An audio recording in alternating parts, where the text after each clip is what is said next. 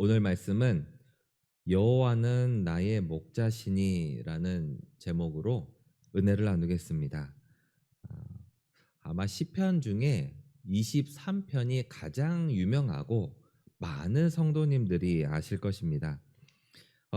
시편 23편은 다윗이 쓴 시 중에서 개인의 믿음과 신앙이 가장 잘 나타내어 있는 시편입니다. 우리가 이렇게 보기에는 하나의 구절로 되어 있는 것 같지만 이 구조가 세 구조로 나누어져 있습니다. 1절에서 4절까지는 목자로서의 하나님, 5절은 연회장의 주인으로서의 하나님, 6절은 성소에 계시는 하나님, 이렇게 세 부분으로 나눌 수 있습니다. 우선 목자로서의 하나님 부분을 보시겠습니다. 1절 말씀을 보시면 다윗이 하나님을 목자로 표현하고 있습니다. 다윗은 어린 시절 양떼를 치는 목자였습니다. 그렇기 때문에 어떤 목자가 좋은 목자인지, 그리고 어떻게 해야 양떼들이 자신을 잘 따르는지를 알 수 있습니다. 그래서 첫 번째로는 잘 보호를 해야 됩니다. 두 번째로는 맛있는 양의 꼴을 먹여줘야 됩니다. 다시 말하면 양이 필요로 하는 것을 채워주는 이 목자가 양들에게도, 그리고 이 양들의 주인에게도 좋은 목자입니다. 이것을 알고 있기 때문에 하나님께서 다윗의 삶에 늘 필요한 것을 공급해 주시고 보호해 주시기 때문에 하나님을 목자로 표현하고 있습니다. 양떼가 풀을 뜯으러 갈 때 양이 스스로 가서 풀을 뜯지 못합니다. 목자의 목소리를 듣고 목자가 인도하는 대로 그곳에 가서 풀을 뜯고 또 그 목자를 따라서 집으로 돌아옵니다. 다윗의 삶에서도 마찬가지입니다. 하나님께서 다윗에게 먹을 것을, 그리고 자신의 삶을 지켜주시는 것을 목자로 그려보고 있습니다. 그런데 여기에서 단지 먹는 문제만을 해결해 주시는 것이 아닙니다. 1절 하반절에 보시면 부족함이 없으리로다 라고 말씀하고 있습니다. 반대로 이야기하면 하나님께서 주시는 것 외에 더 이상 필요한 것이 없다라는 것입니다. 다시 말하면 우리의 삶에 완벽한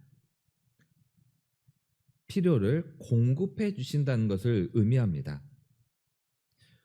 다윗이 살아가는 시대보다 현대가 살아가는 시대가 훨씬 더 풍요롭고 만족스럽습니다. 어, 제가 요즘 중학생 아이들이랑 얘기하다 보면 제가 이렇게 자라날 때와 우리 아이들이 자라날 때도 굉장히 다릅니다. 어, 그런데 요즘 보면 아주 발전된 사회 속에서도 풍요 속의 빈곤 혹은 배부름 속에 영양실조처럼 우리가 많은 것을 공급받고 많은 것을 가지고 있다고 할지라도 항상 부족한 것은 있습니다. 그러나 하나님께서 다윗에게 베풀어 주신 것은 부족함이 없으리로다. 즉 완벽하게 보호와 그리고 식량을 주신다는 것입니다. 물론 이것이 육적인 것뿐만 아니라 영적인 것까지도 하나님께서 그 갈급함을 채워 주시기 때문에 부족함이 없다라고 다윗은 말하고 있습니다. 2절 말씀을 보시면 하나님의 공급은 푸른 풀밭으로까지도 인도를 하고 있습니다. 목자가 가장 잘 해야 되는 것은 이 푸른 풀밭, 아주 좋은 품질의 풀이 어디에 나는지 정기적으로 양떼들을 데리고 가야 됩니다. 다윗의 삶 속에서 만족할 수 있는 최고의 양식, 그의 필요는 언제나 어느 때나 하나님께서 공급하실 수 있는 분이라는 것을 말씀하고 있습니다. 평안한 시대에만 하나님께서 우리에게 무엇인가를 공급해 주신다면 그것도 우리가 알고 있는 하나님의 능력이 아닐 것입니다. 그리고 우리가 어려울 때만 찾아와 주시는 하나님이라면 그것도 우리에게 완벽한 공급이라고 말할 수 없습니다. 하나님께서 주시는 공급은 우리의 삶이 인간의 시각을 봤을 때 풍족하더라도 혹은 인간의 시각으로 봤을 때 부족하더라도 어느 상황과 상관없이 하나님의 공급은 우리의 필요를 완벽히 채워주신다는 것입니다. 그리고 먹을 것뿐만 아니라 쉴 만한 물가로 인도하시는 분입니다. 하나님께서 우리에게 먹을 것을 주신다면 또한 우리의 인간에게 회복도 필요할 것입니다. 사람이 회복하기 위해서는 먹을 것뿐만이 아니라 휴식이 필요합니다. 과거와는 다르게 육체의 피로, 정신의 피로, 이 모든 것을 다 갖추기 위해 사람들이 점점 더 정서적인 것을 찾아가고 있습니다. 하나님께서 주시는 쉴 만한 물가는 바로 이러한 장소와 시간을 공급해 주십니다. 휴식의 시간 동안도 목자의 돌보심이 같이 필요합니다. 하나님께서 인도하시는 물, 쉴 만한 곳, 바로 마르지 않는 샘물을 의미합니다. 완전한 휴식, 완전한 회복, 이것이 바로 하나님께서 우리에게 제공해 주시는 쉴 만한 물가입니다. 육의 회복과 영의 회복, 하나님께서 함께 하시는 그곳, 하나님의 말씀이 이루어지는 곳입니다. 이 우리가 회복할 수 있는 쉴 만한 물가에서는 우리의 육체뿐만이 아니라 영혼의 소생까지도 있습니다. 하나님께서 우리의 영혼을 소생시켜 주시는 이유는 하나님께로 돌아오게 하기 위함입니다. 많은 신앙생활을 하다 보면 분명 행동은 그리스도인 같지만 그의 속마음은 그리스도인 같지 않은 상황이 있습니다. 계시록 3장에서도 보면 내가 살아있다 하는 이름을 가졌으나 죽은 자로다 라고 사대교회에 이야기를 하고 있습니다. 하나님 곁에 있다 할지라도 그의 영혼에 갈급함이 있다면 죽은 영혼과 마찬가지로 보여집니다. 그러나 하나님 곁에 있는 우리의 모습이 어쩔지라도 하나님께서 그 영혼의 갈급함을 채워주시고 영적인 부족함을 채워주신다면 육과 혼의 완전한 회복으로 하나님께 돌아올 수 있습니다. 하나님께서 인도하시는 길은 늘 의의 길이라는 것을 기억하셔야 됩니다. 의로운 길, 올바른 길, 그것이 바로 하나님의 선택입니다. 우리가 아무리 좋은 길과 올바른 길이라고 선택할지라도 하나님께서 원하시지 않는 길이라면 그 길이 의의 길이 될 수가 없습니다. 인간의 보기에 가장 합리적이고 최선의 방법이라고 할지라도 하나님께서 그 길을 인도하시지 않는다면 단지 인간의 뜻으로 걸어가는 길일 뿐입니다. 그러나 반대로 하나님께서 인도하시는 길은 인간이 보는 길과는 조금 다릅니다. 그 길이 무엇이든지 간에 하나님께서 인도하시는 길은 의로운 것이며 올바른 것입니다. 때로는 인간에게 어려운 길을 보여주시는 것 같습니다. 또는 인간의 보기에 부정한 길, 불의한 길로 인도하시는 것 같습니다. 그러나 우리가 성경의 인물들을 통해서 보면 하나님께서 인도하시는 길은 언제나 의로운 길이며 언제나 하나님 곁으로 돌아가는 의의 길입니다. 특별히 목자에서는 고대 사회에서는 목자들의 평가가 자신이 돌보는 양떼가 어느 길로 갔다가 얼마나 잘 집으로 돌아오느냐에 따라서 그 평가가 달라집니다. 양을 잘 돌보는 것도 중요하지만 그 양이 다시 자신 길을 잃지 않고 집으로 돌아오는 길, 그리고 집으로 잘 인도하는 목자가 좋은 목자라고 평가가 됩니다. 특별히 목자들 중에서도 어, 가장 어려운 목자들은 밤에 양떼를 지키는 목자들입니다.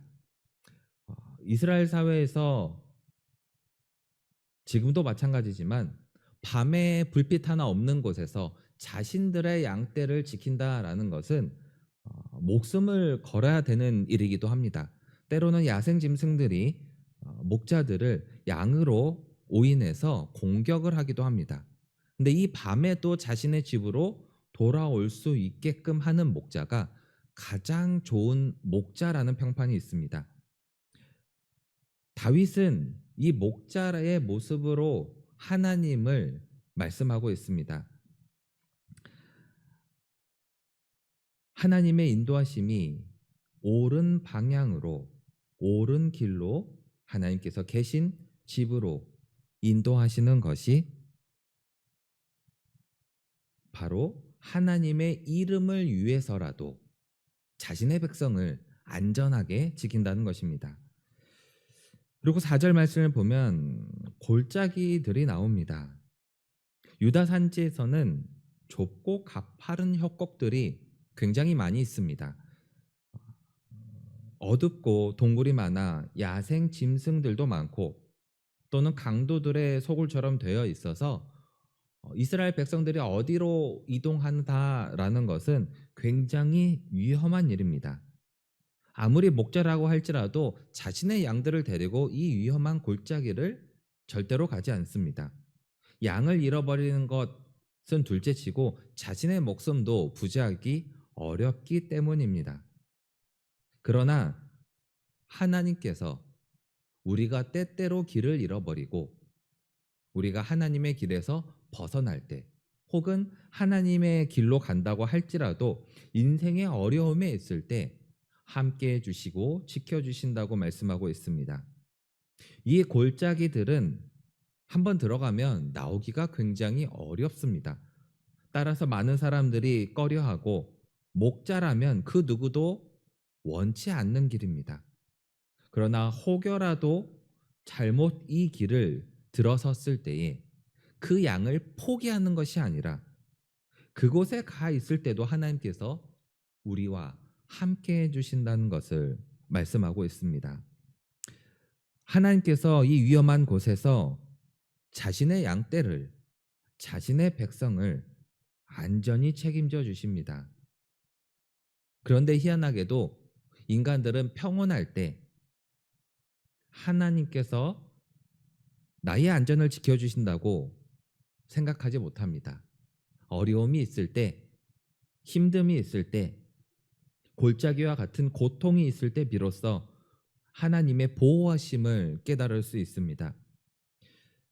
하나님께서 함께 하신다는 말씀은 다윗에게만 한 것은 아닙니다. 아직 아무것도 보여주지 않는 땅으로 가라고 명령하신 아브라함에게도 내가 너와 함께하여 민족의 아버지가 될 것이라고 말씀하셨습니다. 여기에서도 함께 하셔야만 가능한 일입니다.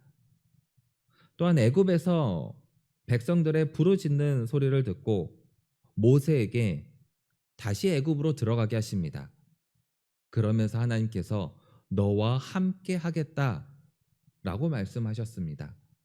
자신이 돌아가면 죽을 것을 뻔히 알면서도 하나님께 순종을 하였습니다. 그리고 예수님께서도 제자들과 따르는 무리에게 이 세상 끝날 때까지 너희와 함께 있으리라 라고 말씀하셨습니다.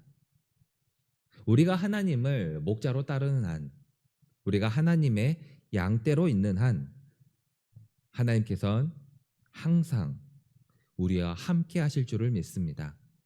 그 함께함으로 어떠한 어려움 속에, 괴로움 속에 하나님을 믿고 나아갈 때 주님의 지팡이와 주님의 막대기로 저희를 인도하시고 보호하실 것입니다.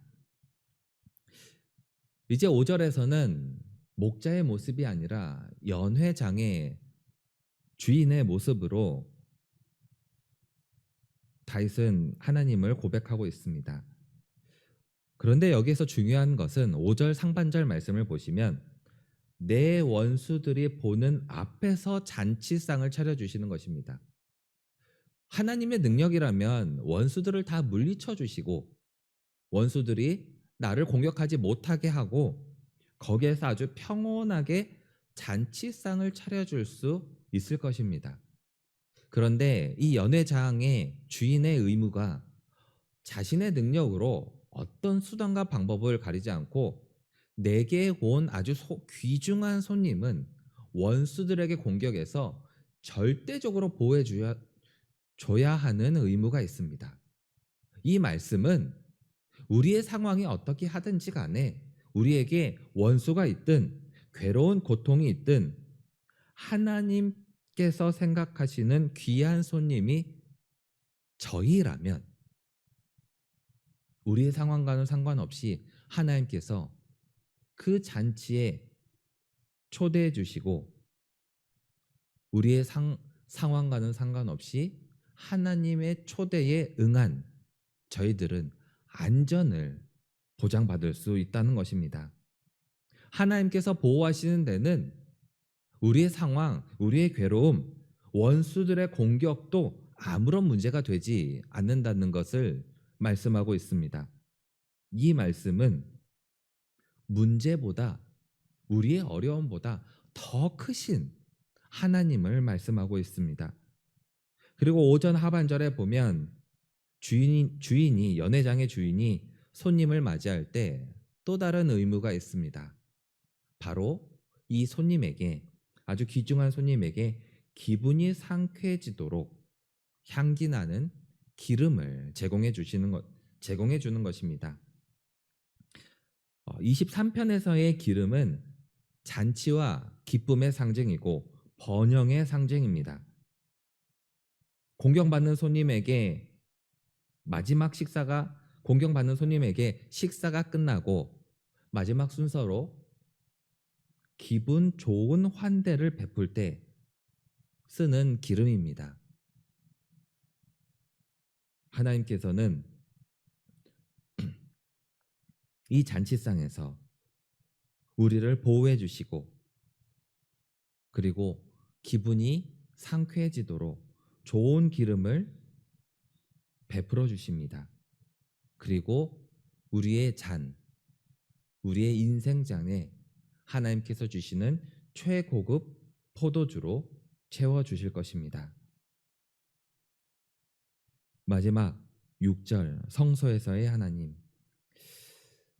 마지막으로 하나님께서는 거룩한 성소에 계실 때 우리 인간들이 하나님께 더 가까이 다가가야 함을 말씀하고 있습니다. 다윗은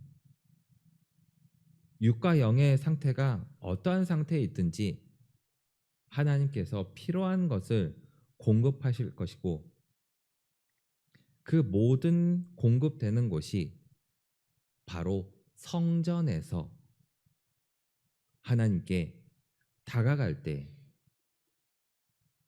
우리의 필요를 공급하신다고 말씀하고 있습니다. 여기서 말하는 성전은 하나님께 예배 드리는 장소입니다. 그리고 하나님을 향하는 장소입니다. 교회만을 말하는 것이 아닙니다.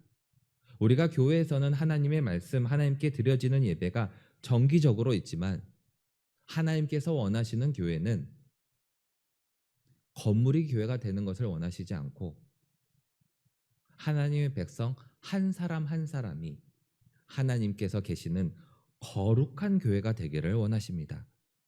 그곳이 하나님이 계시는 장소이기 때문에 다윗은 여호와의 집에 영원히 살겠다라고 고백하고 있는 것입니다. 하나님께 나아가기 위해서는 하나님을 먼저 알아야 됩니다. 그 하나님은 나의 목자이시고 그리고 나는 그분의 어린 양임을 깨달으셔야 됩니다. 내가 목자가 될 수는 없습니다. 내가 하나님을 인도할 수는 없습니다. 오직 하나님만을 바라볼 때 우리가 그분의 어린 양이 되어 우리의 육과 영혼이 회복되고 하나님께서 말씀하시는 거룩한 교회가 될 수 있는 것입니다. 하나님의 인도하심을 발견할 때, 하나님의 보호하심을 깨달을 때, 그곳이 바로 하나님이 계신 곳이고, 그곳이 하나님의 은혜를 누릴 수 있는 곳입니다. 하나님 곁에서 주님 안에서 올바른 의의 길로 인도함을 받아 우리의 육, 우리의 영이 회복되고 하나님 집에 영원히 거하시는 우리 귀한 성도님들이 되시길 주님의 이름으로 축복합니다. 기도하시겠습니다. 은혜로우신 하나님, 하나님만이 저희를 인도하실 수 있습니다. 하나님께서만 저희의 필요를 채워주실 수 있습니다. 저희에게 힘을 주시고 저희의 영혼을 소생시켜 주시고 주님의 의의 길로 인도함을 받아 하나님의 집에 영원히 거하는 주님의 자녀들이 되게 하여 주시옵소서. 저희들 세상 살아가면서 하나님만을 바라보게 하여 주시옵소서. 그 어떤 유혹에도 하나님의 인도함만을 따라가는 하나님의 존귀한 성도가 될 수 있도록 허락하여 주시옵소서.